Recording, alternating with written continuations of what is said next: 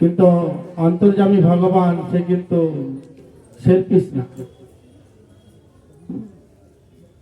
তাই আমরা যাতে মহাপ্রভুর প্রিয় হতে পারি, আর মহাপ্রভুর প্রিয় হলে এই জগতে হচ্ছেন আপনি সর্বশ্রেষ্ঠ আসন পাবেন। প্রভুপাদের বাবা চিরদিন বলে এসছে, সাধু সন্তকে সেবা দেওয়ার পর যে অভয় যেন রাধারানী দাস হতে পারে, এইটুকুন আপনারা আমার ছেলেকে আশীর্বাদ করে দেন। সেই অভয়চরণ রাধারানীর এমন দাস হয়েছেন, সারা বিশ্বের মানুষ মাথায় করে রেখেছে, সারা বিশ্বের মানুষের কাছে পূজিত হচ্ছে, চিন্তা করতে পারবে না। তার বাবার এতটা অবদান ছিলেন সাধু সন্তদের কাছে।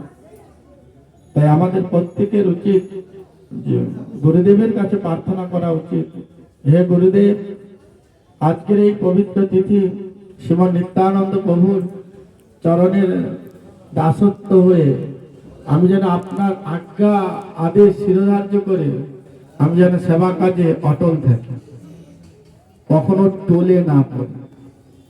অটল থাকতে বলছে মানে স্ট্যান্ড বাই স্ট্যান্ড।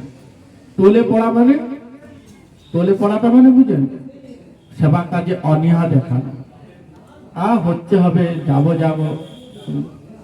হবে হবে, এর শুদ্ধ ভক্তের লক্ষণ হতে পারে না। এর বহু জন্ম লাগবে ভগবানের কাছে ফিরে যেতে। তাই আমার আয়ু অতি অল্প, আমাকে এত টাইম আমার কাছে নেই।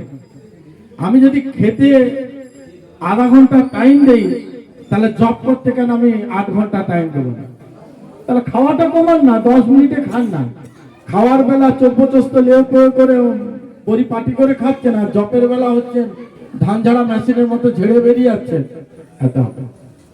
প্রেমের একটা ব্যাপার আছে না, প্রেম মানে কি মাখনের মতো, মাখন ঝট করে হয় না, ওকে আদর দিয়ে ওকে মালিশ করতে হবে, তবে ও জলে ফেলালেই ভাসবে। তাই পাপময় শরীর যেদিন হালকা হবে সেদিন হচ্ছে কৃষ্ণ প্রেম লাভ করবে।